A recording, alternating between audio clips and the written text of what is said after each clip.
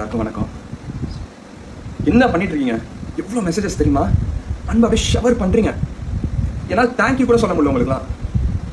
ரொம்ப கஷ்டமாக இருக்குது. தேங்க்யூன்ற வேர்டில் முடிச்சிட்டா கொட்டுறீங்க லவ்வை. நான் மெசேஜஸ் அவ்வளோ பார்த்தேன். நான் மேக்ஸிமம் நச்சுக்கமான மெசேஜஸ் குமிஞ்சிட்டு இருக்குது. சத்தியமாக சொல்கிறேன்.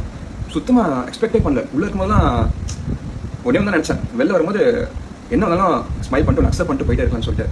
ஆனால் வெளில வந்ததுக்கப்புறம் சோஷியல் மீடியா திறந்தா ஐயோ லவ் அப்படி கொடுக்குறீங்க எனக்கு. நீங்கள் இது ஒரு மாதிரி கனவா நிஜமானே எனக்கு தெரியல. சீரியஸாக அவ்வளோ லவ் எனக்கு கொடுத்துருக்கீங்க. எக்ஸ்பெக்டே பண்ணல. நான் தேங்க்யூ ஸோ மச். ஃபஸ்ட்டு உங்கள் எல்லாத்துக்குமே நன்றி சொல்லிக்கிறேன். நான் இந்த ஜேர்னியில் வந்து அவார்ட் கிடைச்சது கூட நான் இவ்வளோ சந்தோஷப்பட்டேன்னு தெரியல. ஆனால் நீங்கள் கிடைச்சது தான் எனக்கு பெரிய ஒரு அவார்டாக இருக்குது. சீரியஸ் சொல்கிறேன். நீங்கள் கிடைச்சது தான் எனக்கு ரொம்ப பெரிய அவார்டு. ஆக்சுவலாக நீங்கள் தான் என்னோட ஸ்ட்ரென்த்து. இப்போ நான் இப்படி ஃபீல் பண்ணுற காரணமே நீங்கள் தான். நீங்கள் மட்டும்தான். I love you all. Serious சொல்கிறேன். Love you so much.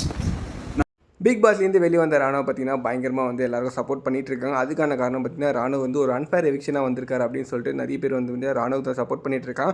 ராணுவம் பார்த்தீங்கன்னா ஒரு வீடியோ போட்டுட்டு அவர் அன்பில் வந்து ஷேர் பண்ணிட்டு இருக்காரு. இந்த அளவுக்கு எனக்கு அன்பு கொடுப்பீங்கன்னு எதிர்பார்க்கவே இல்லை. கப்பு ஜெயிச்சினா கூட இவ்வளோ சந்தோஷம் வந்திருக்காரு. ஸோ உங்கள் அன்பு பார்த்தீங்கன்னா ரொம்பவே வந்து அதுக்கு மேலே வந்து இருக்குது அப்படின்னு மாதிரி சொல்லிட்டு இருக்காரு. ஸோ ராணுவ பார்த்தீங்கன்னா வந்து நல்லா ப்ளே பண்ணியிருந்தார் மாதிரி நிறைய பேர் சொல்லிட்டு இருக்காங்க. நீங்கள் ராணுவ வந்து அன்ஃபேர் எவிக்ஷன் பண்ணது சரியா இல்லையான்றது மறக்காமல் கமெண்ட்ஸில் கமெண்ட் பண்ணுங்க.